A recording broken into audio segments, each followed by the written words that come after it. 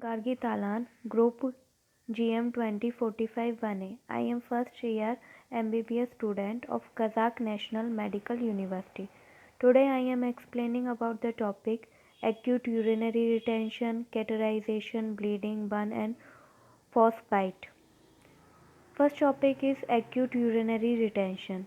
Urinary retention is the inability to voluntarily void urine. This condition can be acute or chronic. Causes of urinary retention are numerous and can be classified as obstructive, infectious, and inflammatory, pharmacology, neurology, or other.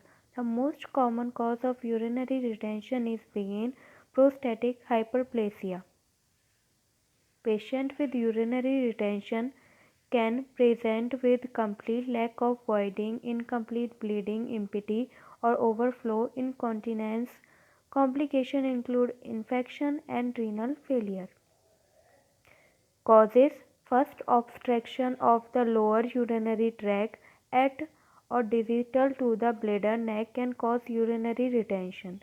Second, obstruction may be intrinsic, example prostatic enlargement, bladder stone, urethral stricture. Third, extrinsic, example when a urinary or gastrointestinal mass compresses the bladder neck causing outlet obstruction. First aid for acute urinary retention. Acute urinary retention is a medical emergency and your doctor will quickly place a catheter into your bladder to let out the urine. This is the quickest and easiest procedure.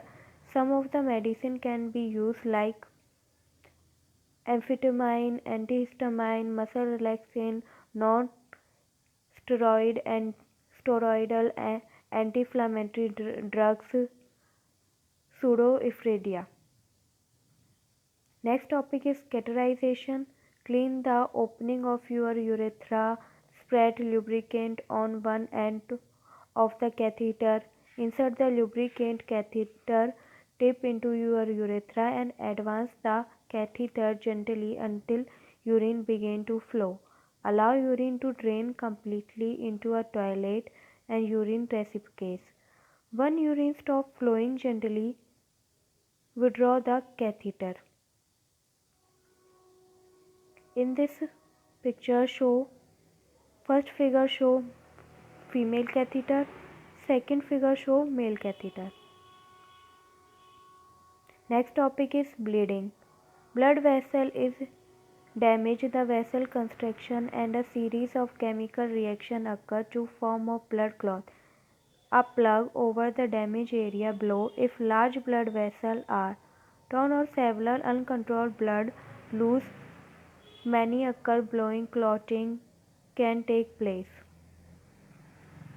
The type of bleeding shown in this picture: arterial bleeding, venous bleeding, capillary bleeding. First aid for bleeding: remove or cut clothing as necessary to expose the wound.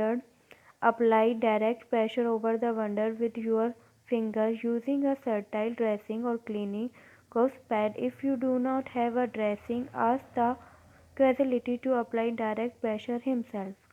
Maintain direct pressure on the wound to control bleeding. Arise and support the injury lymph above the level of casualty's heart to reduce blood loss. Help the casualty lie down on the rag on blanket if there is one, because this will protect him from the cold since shock may develop. Secure the dressing with a bandage that is a frame enough to maintain pressure but not so tightly that it impairs circulation. Call 911 for emergency help if this has not been done already.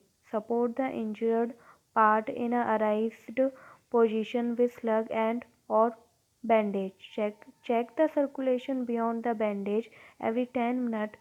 P243. If the circulation is impaired, loosen the bandage and reapply. Monitor and recording vital signs, level of response, breathing and pulse with waiting for the help to arrive.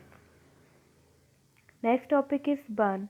In this picture show first degree burn, second degree burn, third degree burn. First aid for burn.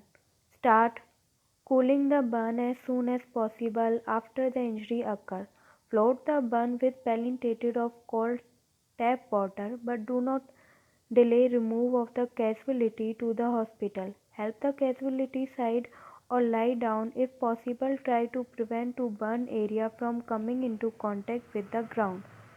Call 911 for emergency help. If possible, get someone to do this while you cool the burn.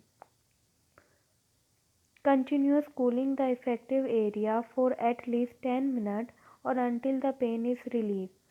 Wait for sign of breathing difficulty. Do not overcool the casualty because you may lower the body temperature to a dangerous level. Do not touch or otherwise interfere with the burn. Gently remove ring, watches, belt, shoes, and burn or smoldering clothing before the tissue begin to swell. When the burn is cooled, cover the injury area with plastic wrap to protect it from infection. Reassure the casualty and treat him for shock if necessary. Record details of casualty injuries, monitor and record his vital signs. Next topic is frostbite. With this condition, the tissue of extremity, usually the fingers and toes, freeze due to lower temperatures. In several cases, this freezing can lead to permanent loss of sensitization and eventually tissue death. First aid. First, advise the casualty to put his hand, if effective, in his armpit. Second, get out of the cold. Once you are in the warm space, remove wet cloths and wrap up in a warm blanket. Third, gently remove gloves, rings, and any other construction such as boot. Warm the affected part with your hand in your lap or continues to warm them in casualty armpit.